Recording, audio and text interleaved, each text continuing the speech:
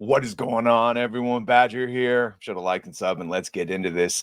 It's just a bit more of the timeline correcting itself. Look, maybe your cat just got eaten by a Haitian, but hey, DEI in other ways isn't exactly working out. Activist organization that encouraged game developers to denounce gamers is now begging for $80,000, and it won't stop there. It's just starting at $80,000 in order to remain open.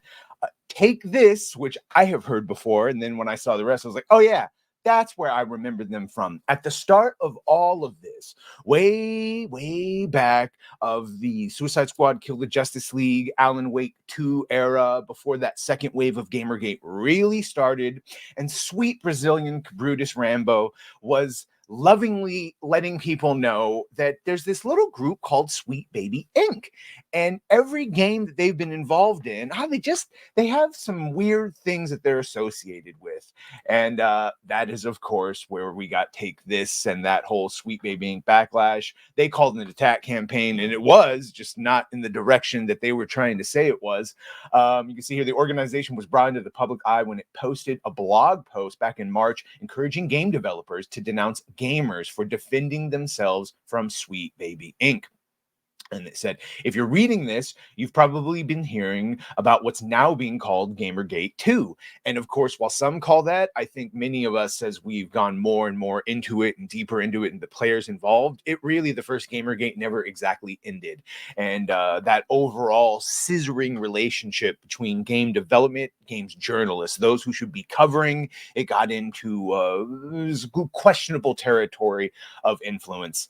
And that's why they're the legacy, and no one pays attention to them anymore. It's the latest targeted harassment campaign within the game industry, and it's aimed at Sweet Baby Inc. And this is, of course, before anyone really knew about it. And they targeted Kabrutus Rambo, who now, at this point, not only does he still have the Sweet Baby Inc. detected curation list on Steam, which is well over 300,000 people, he has DEIdetected.com. Super solid site. If there's any hint, any whiff of one of these creative consultancy agencies that basically threaten you with the Black Myth Wukong treatment, not 15 million people buying your games, but be ashamed. And this is even what Kim Belair said, that if they don't listen to you about including DEI, you take your marketing team out for coffee and you terrify them of the results. And it'd be a shame if there was a targeted attack campaign. And that's exactly what we saw with that, because that is the tactics of a Sweet Baby Inc. And clearly those are the tactics, or at least to prove thereof, of a Take This organization that would support and try to get more people. And here's Chris Kindred, of course, trying to reframe what was a public service at this point of Kabrutus letting everyone know. And so they tried to say that the attack campaign was at Sweet Baby Inc., a company, and then they specifically went after a person, Kabrutus Rambo, which thankfully Streisand Effect has just led everyone to be aware of all the shenanigans that happen when these companies get involved. Nevertheless, of course, pushing those lies that we all just refuted, the organizations demanded developers to denounce gamers and their goals of injecting objective, and I do believe, at least the way they do it, it isn't exactly wholesome. They were writing, this is Take This, said, you may be inclined to be quiet or cautious, but that's actually not helpful. As noted in our resource, Empowering the Game Industry, a major lesson learned from Gamergate was the importance of taking a loud public stance. And boy, that's a familiar tactic, because we've come to find out, much like that, if only people had watched The Acolyte. They did watch The Acolyte. Turns out there wasn't very many of them. In fact, so few that even Disney couldn't cope with it and had to cancel the show. And it turns out the reason we maybe thought there were more, and maybe even they thought there were more of them, is because they make loud public stances, but the vast majority of people are just too fucking tired from work to even comment on this dumb shit, So the people involved are the ones that care the most, and they normally do take loud public stances.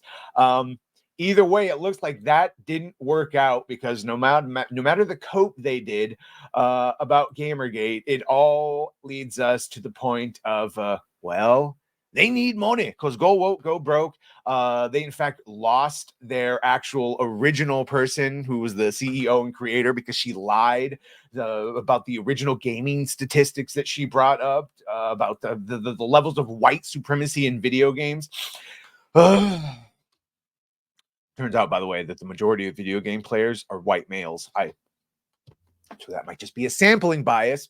Second would be Asian males, which actually, if you quantify for everything, is probably the largest population. Asian straight males. Yeah. What are you gonna do about that? Either way, you just love to see it. No amount of government funding or crowdfunding will keep them alive because, well, certainly this is an organization, so what profit are they gonna have? But even if you go to like a Sweet Baby Inc. or these consultancy companies where the grift is strong and getting less and less so, the gaming companies are already corrupted. And just look at what they produce. Look at the Dustborns and all. They had to have Norwegian public assistance. Quantic Dream had to give them money. They cannot sustain on their own. There's no meritocracy there, and thus there's no worth there. All it is platforms for these people, from Kurtzman Trek to Rings of Power to these video games to any comic book. All it is a platform for them to either have very expensive therapy sessions like Leslie Headland in The Acolyte, or to spew some disgusting ideology that no one would subscribe to. No one wants to be a fucking cultural Marxist. No one wants to be a Marxist. Stop trying to make socialism a thing, all right? It's not cool. We don't want to do it. Pew pew. Shoo shoo. Oh. Anyway, that's my rant. Let me know what you think of all this. Just more Schadenfreude covering all these failing companies because they were so insufferable for the last couple of years. So, bye, Felicia. Anyway, let me know what you think. Make sure to like, share, and sub. If you have done that, thank you. If you're going to do that, thank you. Well, bye.